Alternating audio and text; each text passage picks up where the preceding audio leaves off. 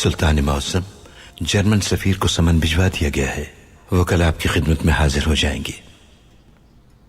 मेरे सुल्तान, सिफारत खानों में पनाह की दरख्वास्त का कानून आपके इल्म में है। आगे आपका इरादा क्या है? आपको लगता है कि जर्मन सफीर महमद पाशा को हमारे हवाले करने से इनकार कर देगा? यही उम्मीद है। यकीनन वो इसका फैसला भी कर चुका होगा। पाशा, वो सफीर कल पाशा को हमारे हवाले करने के लिए हमारी मिन्नत करेगा।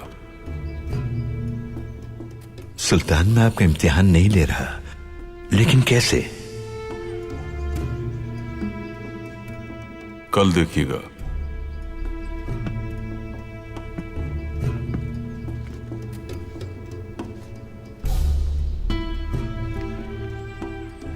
महमूद पाशा को हमारे पास बुलाइए। जैसा आप कहें। आप खुद जाकर कहिएगा उनसे।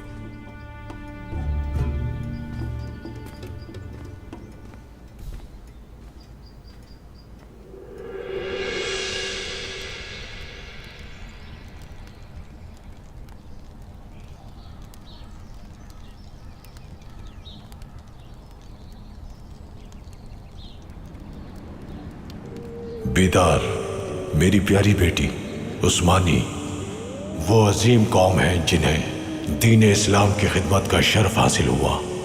ये उम्मत मुस्लिमा के मुहाफिज हैं। मैं तुम्हें उस्मानी खलीफा के महल में तालीम और तरबियत के लिए भेज रहा हूँ। यही नीयत है मेरी। अगर मुकद्दर ने तुम्हें सुल्तान की बीवी बनने का मौका दिया तो मेरी नसीहत हमेशा याद रखना कि अपने शौहर और खिलाफत को हर शय पर मुकद्दम रखना। अगर तुम्हारे सामने कोई भी गद्दारी करे तो इस खंजर से उसकी जान ले लेना।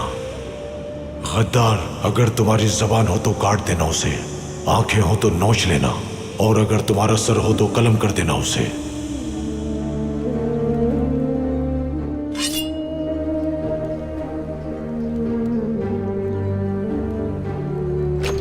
वालिदा, वालिदा, ये सब क्या हो रहा है?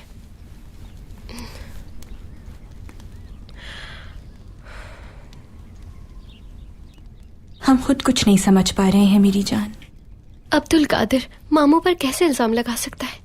अब्दुल कादिर ने क्या कहा अब उससे कोई फर्क नहीं पड़ता। आपके मामू ने जर्मन सिफारत खाने में सियासी पनाह ले ली है। वालिदा, जाकर बाबा से मिले, लेकिन महमद पाशा की बहन बेदार बनकर नहीं बल्कि बेदार सुल्तान बनकर।